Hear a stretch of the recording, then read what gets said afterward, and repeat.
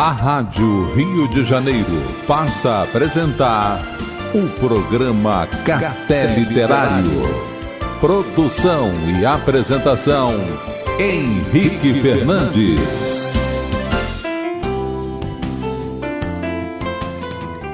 Dai-nos, ó Deus, a visão que pode enxergar o vosso amor no mundo, a despeito dos fracassos humanos. Dai-nos a fé para entregarmos-nos à vossa vontade, apesar da nossa ignorância e da nossa fraqueza. Dai-nos o conhecimento para que possamos continuar dirigindo-nos a vós com o coração sensível e mostrai-nos o que cada um de nós pode fazer para apressar a chegada do dia da paz universal. Amigo ouvinte, inicia o programa Café Literário pelas ondas fraternas da Rádio Rio de Janeiro. Eu sou Henrique Fernandes, apresentador. A prece lida se chama Prece de um Astronauta. Foi a primeira prece humana feita fora do nosso planeta, quando a nave Apolo 8 ela completava sua terceira volta em torno da Lua, a 120 quilômetros da face do astro.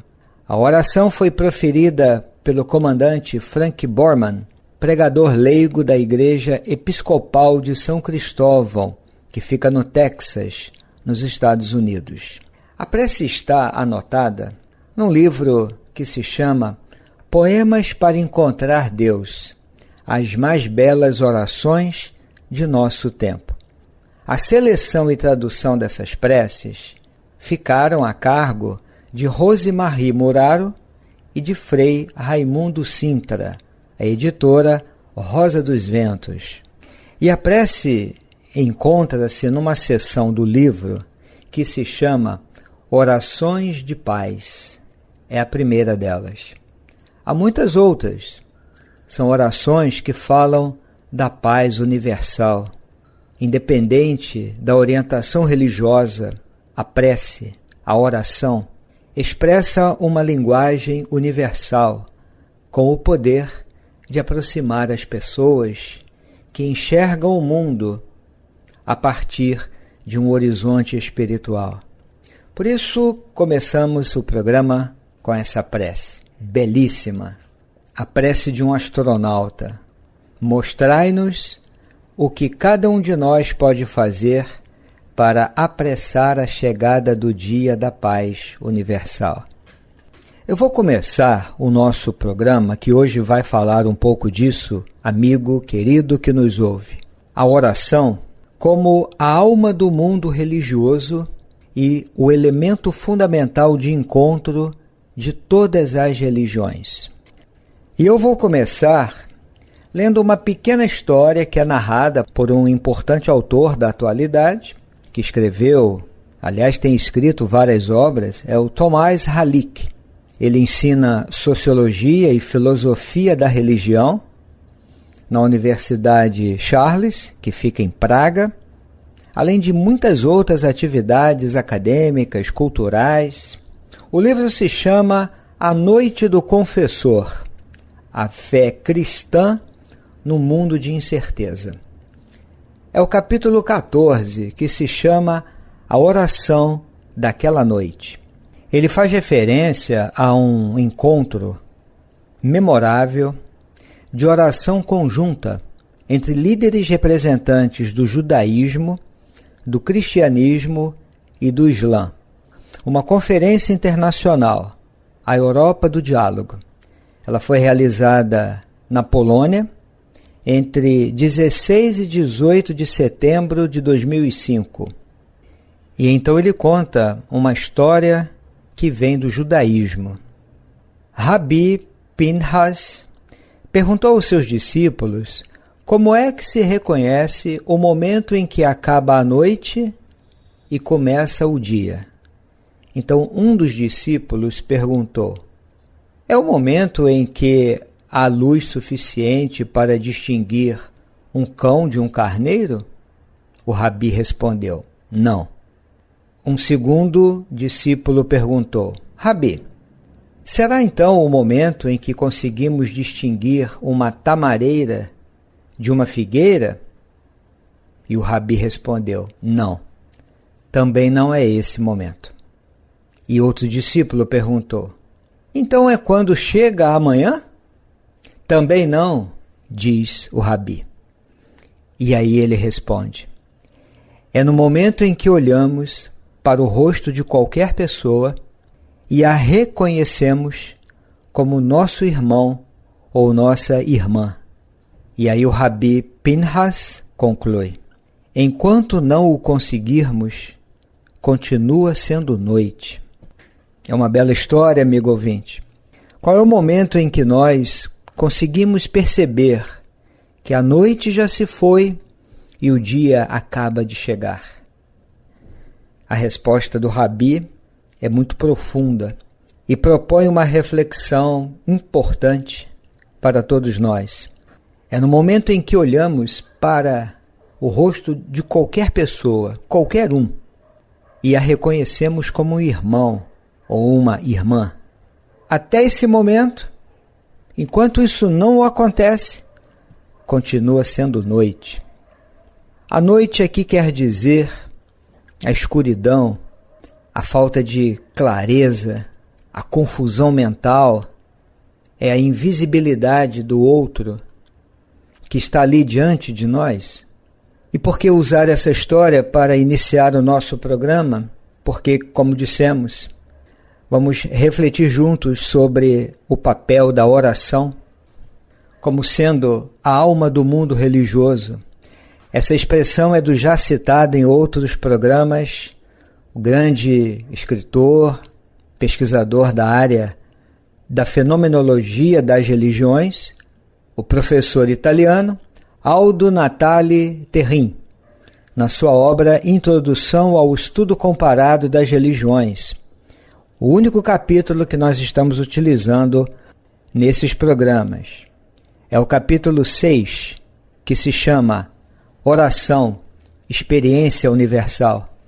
E ele diz, e eu vou repetir, que a oração é a alma do mundo religioso, o elemento fundamental de encontro de todas as religiões. E por isso é que nós falamos da oração comum pela paz, pela reconciliação, pela construção de um mundo novo, que vai nascer de um homem novo, que pensa diferente, que supera os preconceitos, o fundamentalismo, que enxerga em qualquer um, independente da sua condição cultural, social, independente da sua orientação religiosa ou qualquer condição na vida, enxerga um irmão ou uma irmã, porque senão permaneceremos nessa noite, nessa escuridão, no campo da visão, no campo da mente. E como afirmou o grande teólogo Hans King, que veio a falecer há pouco tempo, não pode haver paz no mundo sem paz entre as religiões. É preciso a construção de relações de respeito, de acolhimento, de aceitar a diferença em nome da paz, além de muitas ações no terreno político, social, cultural. No campo religioso, nós vamos precisar cultivar hábitos de paz, de respeito, de encontro, de diálogo entre todas as religiões. E a oração é um caminho experiencial fundamental, essencial. Mas isso vai exigir de cada um, de cada religioso em particular, muita sensibilidade, uma atitude de respeito, uma atitude de abertura ao diálogo, respeitar a singularidade da experiência religiosa do outro.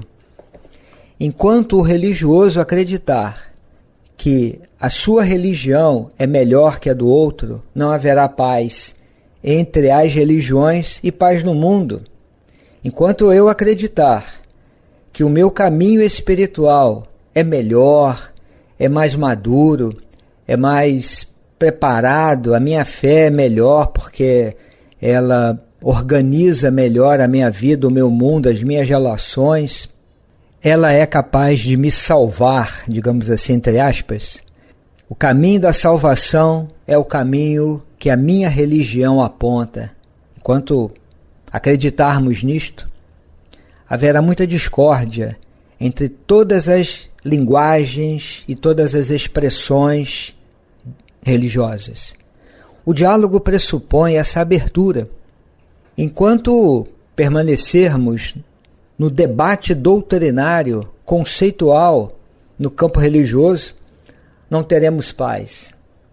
De forma alguma, porque é preciso, como dissemos e como se diz, o respeito pela singularidade da experiência religiosa do outro. A religião do outro é do outro, merece todo respeito. É tão espiritual, digamos, como a minha, como a sua, porque não tem nenhuma religião melhor. Pode ter, para a experiência individual, essa prática religiosa com seus conceitos, com seus rituais, ela deu sentido à minha vida, então para mim ela é a minha melhor religião. Mas daí a dizer que é a melhor religião do mundo e para todos, isso é uma atitude de exclusão. É um pensamento, portanto, excludente. E isso leva à separação, ao distanciamento e, em alguns casos mais contundentes, pode levar à violência. Por isso, a oração desponta como essa experiência comum a todos os contextos e orientações religiosas e que possibilita o encontro. Porque a oração desenvolve essa nossa sensibilidade, essa capacidade de abrir-se para o mistério, para Deus, para o absoluto, para o Altíssimo e dialogar. Mas ao mesmo tempo a oração se traduz por uma atitude na vida, na relação com as pessoas. Que a oração combina com uma orientação na vida. Porque senão permanece como um diálogo que traz força, motivação, sentido, propósito, mas apenas para a minha vida. A oração também me inclina à experiência social do acolhimento. É optar por uma vida centrada na compaixão, na bondade. São valores compatíveis com a experiência da oração. Orar de coração aberto, pedir, louvar, agradecer e depois engrossar as fileiras sociais da maledicência, da corrupção, dos preconceitos, isso não combina, isso não é compatível com o momento da oração. Eu entendo, amigo ouvinte, que quando nós amadurecemos no nosso caminho, no nosso roteiro espiritual, qualquer que seja a orientação doutrinária religiosa, qualquer que seja, quando nós já estamos amadurecidos neste sentido, e aí é um amadurecimento, é uma maturidade espiritual, é a maturidade da nossa fé, quando alcançamos isto, nós temos a capacidade de entrar num templo religioso que não pertence à nossa orientação religiosa e respeitar aquele local como um local sagrado e respeitar aquelas práticas como como práticas de sentido, de valor para aquelas pessoas. E quando eu nesse momento sinto que a minha fé é tão especial quanto a fé dele também é especial para ele, essa atitude de abertura, de flexibilidade, de respeito, de acolhimento, ela traduz a nossa maturidade espiritual. Todas as práticas religiosas devem ser respeitadas. Elas podem não fazer sentido para você, porque você tem uma outra perspectiva religiosa e espiritual, mas faz sentido para aquela comunidade de fé, para aquele grupo religioso, portanto, todas as religiões merecem respeito. A maturidade espiritual, deste modo, me permite contemplar cada contexto religioso com os olhos de respeito pelo sagrado, porque o sagrado, a experiência do sagrado transcende todas as aparências, todas as expressões sociais e culturais das religiões. O sagrado vai além, digamos assim.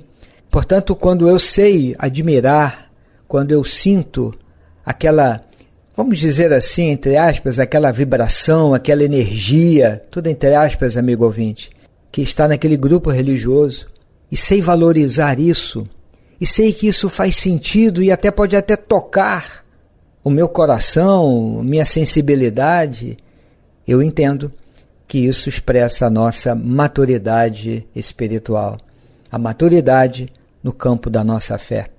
E o nosso autor italiano, o Terrin, lá no capítulo citado, ele nos dá alguns elementos da fenomenologia das religiões, no caso da oração, para entendermos que a oração, vamos repetir a expressão, é essa alma do mundo religioso. Portanto, é a essência de qualquer experiência religiosa.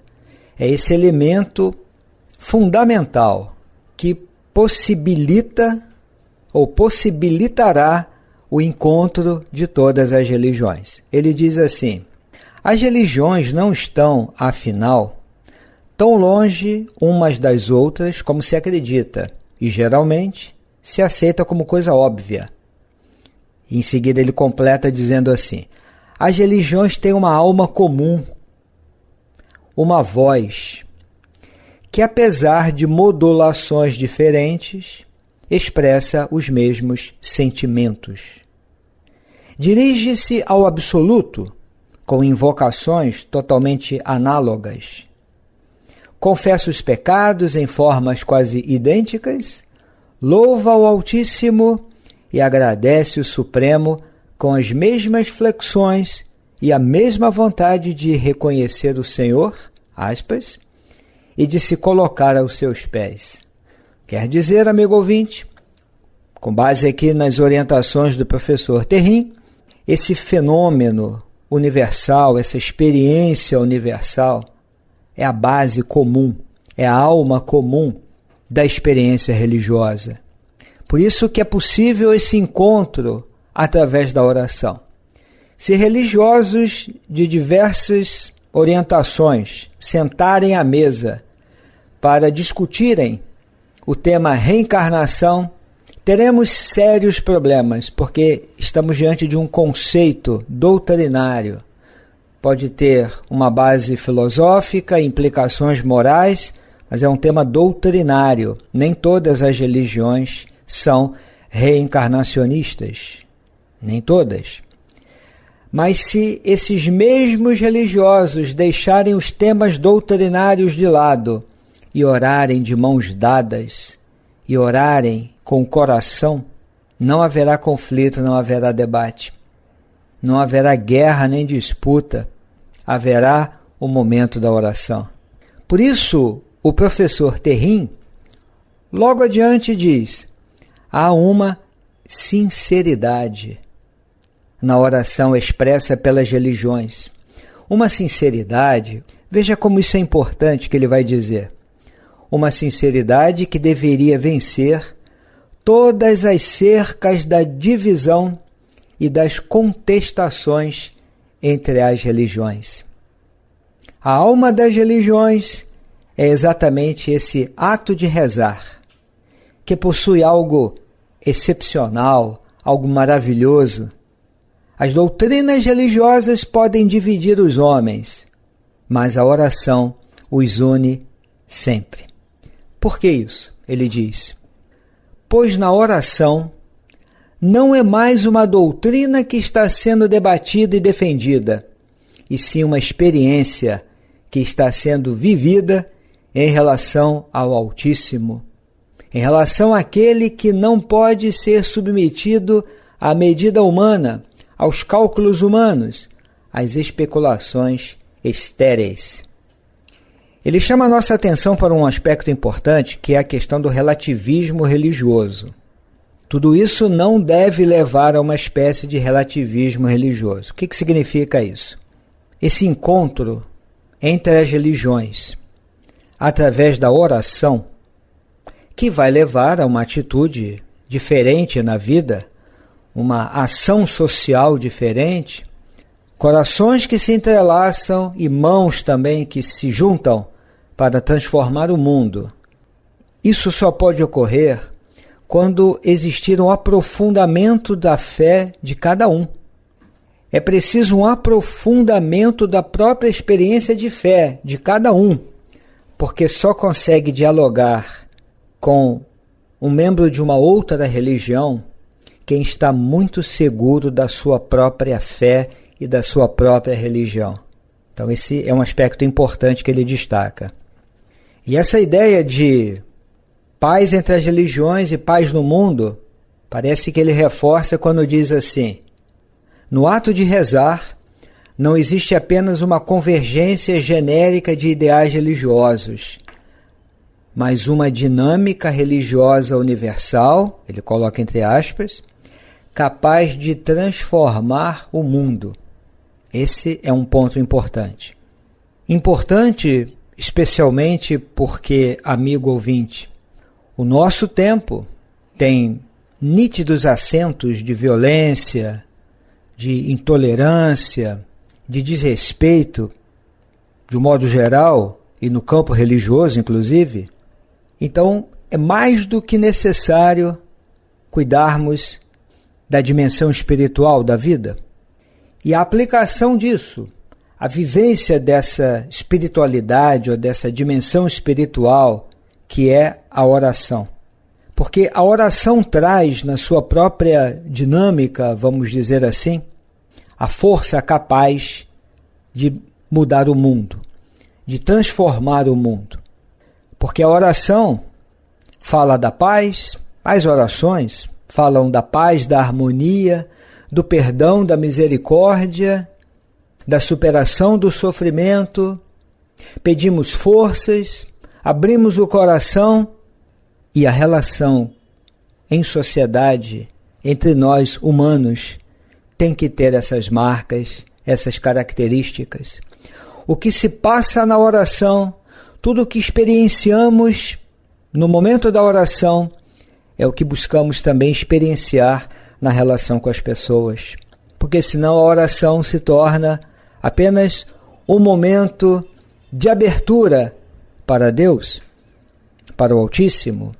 Mas essa abertura para o transcendente tem que se expressar igualmente, digamos, tem que se manifestar, tem que se materializar na abertura para a relação com o outro. Por isso retomamos, e já falamos, da história do Rabi Pinhas.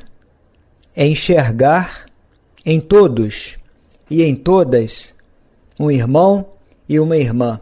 Enquanto isso não ocorre, os nossos olhos ainda estão mergulhados na noite e não enxergamos o raiar do dia. Esse é o ponto que marca o fim da noite e o início da manhã clara. E o professor Terrin encerra o capítulo, como dissemos, o único que nós utilizamos do livro, dizendo assim: a oração comum, esse ato humano, religioso, transcendente e universalizante da experiência e de todas as experiências, capaz de transcender o humano e de aproximar do divino. E eu encerro o programa, amigo ouvinte, com uma oração que está na obra Um Deus que Dança, Itinerários para a Oração, de José Tolentino Mendonça. Ensina-me a compaixão. Peço-te, Senhor, pela compaixão. Não me permitas subir pelo tempo afora, aparelhado de uma indiferença crescente. Não me deixes supor o mundo, com todas as suas dores, como um flagelo distante. Não consintas no meu virar de cara rotineiro, na minha surdez aos desgostos alheios, na dureza prática com que encaro as fragilidades que irrompem na vida dos outros. Ensina-me a compaixão, a misericórdia, o cuidado. Ensina-me a prece verdadeira que dos gestos do bom samaritano subia até ti. Aqui nos despedimos, amigo ouvinte, desejando a você muita paz. Até breve! A Rádio Rio de Janeiro apresentou o programa Café Literário. Produção e apresentação, Henrique Fernandes.